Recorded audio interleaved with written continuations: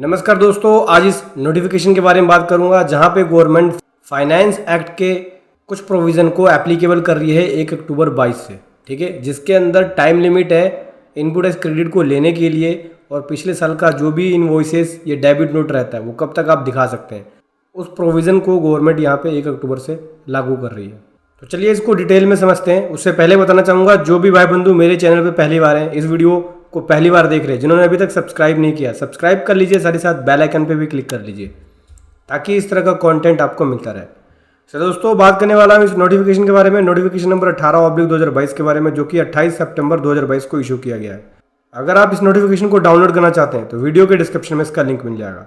तो दोस्तों, यहाँ पे जो गवर्नमेंट है फाइनेंस एक्ट के प्रोविज़न जो सेक्शंस बताए गए हैं, सेक्शन 100 से लेके 114 तक, मतलब 100 से 114 तक के जो सेक्शंस है उसको एप्लीकेबल कर रही है 1 अक्टूबर 22 से। इसमें 110 का और 111 का जो क्लोज सी है उसको छोड़ के बेसिकली दोस्तों जो फाइनेंस एक्ट के प्रोविज़न है उसको अप्लाई कर रही है गवर्नमेंट। ठीक है, इसको 1 अक्टूबर से ला रही है। इसके साथ ही गवर्नमेंट ने क्लेरिफिकेशन भी दिया है, तो मैं क्लेरिफिकेशन भी साथ साथ लेके चलता हूँ, साथ साथ इसको भी रीड करेंगे। देखो, यहाँ पे गवर्नमेंट कह रही है कि जो टाइम लिमिट है फाइनेंस एक्ट के अंदर जो प्रोविजंस है, ये 100 से लेके 114 तक कुछ प्रोविज़न लेके आ रही है, तो उसके अंदर टाइम लिमिट है कंप्लाइंसेस को पूरा करने के लिए जीएसटी के अंदर।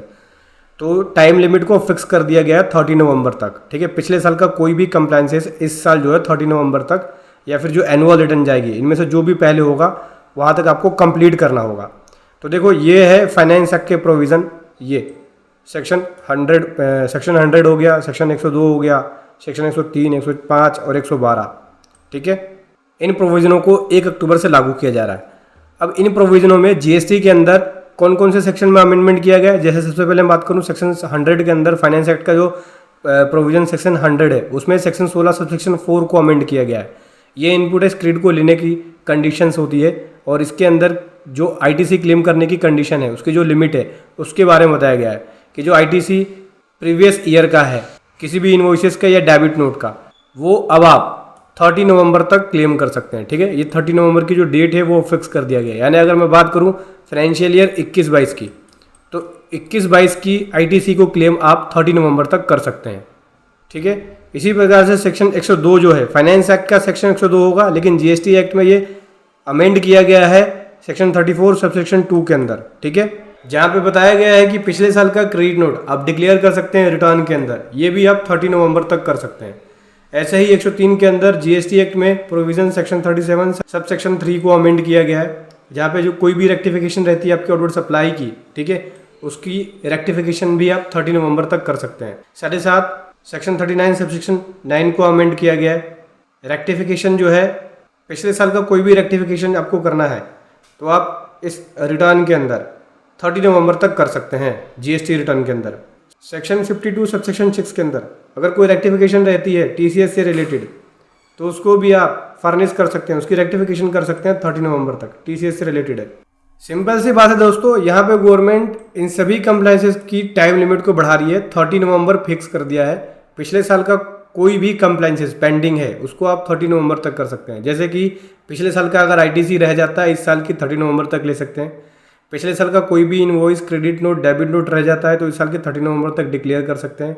पिछले साल का रिटर्न जो आपने फाइल किया है उसमें कुछ रेक्टिफिकेशन करनी है तो इस साल की 30 नवंबर तक कर सकते हैं। जैसे अमेंडमेंट करना है आपको जीएसटी R1 में तो वो 30 नवंबर तक कर सकते हैं। ठीक है, 3B में तो अमेंडमेंट का ऑप्शन नहीं है लेकिन R1 के अंदर है। तो इन सभी की जो टाइम लिमिट है वो चेंज कर दी गई है।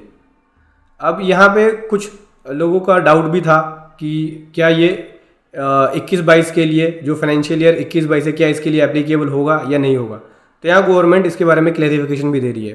तो दोस्तों, यहाँ पे गवर्नमेंट कह रही है कि उनके पास डाउट रिसीव हुआ था कि क्या ये फाइनेंशियल ईयर 21-22 के लिए एप्लीकेबल होगा या फिर 22-23 से होगा। तो यहाँ पे गवर्नमेंट ने क्लेरिफाई किया है। गवर्नमेंट यहाँ पे कह रही है कि ये जो टाइम लिमिट का चेंज है 30 नवंबर तक आप कर सकते हैं, चाहे इनवॉइस को डिक्लेयर करना या डेबिट नोट या क्रेडिट नोट जो रह गया पिछले साल का उसको डिक्लेयर करना, या फिर आईटीसी लेना या रेक्टिफिकेशन करना या अमेंडमेंट करना जीएसटी R1 में, वो सभी आप फाइनेंशियल ईयर 21-22 के बाद कर सकते हैं। मतलब कि 21-22 के फाइनेंशियल ईयर के लिए एप्लीकेबल नहीं है।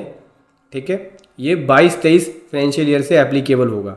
ठीक है, मतलब 22-23 का कोई भी आईटीसी रह जाता है तो वो 23-24 के अंदर 30 नवंबर तक आप ले सकते हैं, इनवॉइस रह जाता है तो दिखा सकते हैं, कोई क्रेडिट नोट डेबिट नोट रह जाता है तो दिखा सकते हैं, अमेंडमेंट करनी है R1 में तो कर सकते हैं, वो 30 नवंबर तक कर सकते हैं।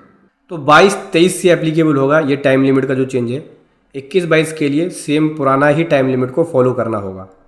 चाहे तो आप इस प्रेस रिलीज को भी डाउनलोड कर सकते हैं, वीडियो के डिस्क्रिप्शन में इसका लिंक मिल जाएगा। तो दोस्तों ये था एक कमाल का कंटेंट जो मैं आपके सामने लेकर आया। वीडियो कैसे लगी ज़रूर बताएं। Thank you so much. जय हिंद, वंदे मातरम।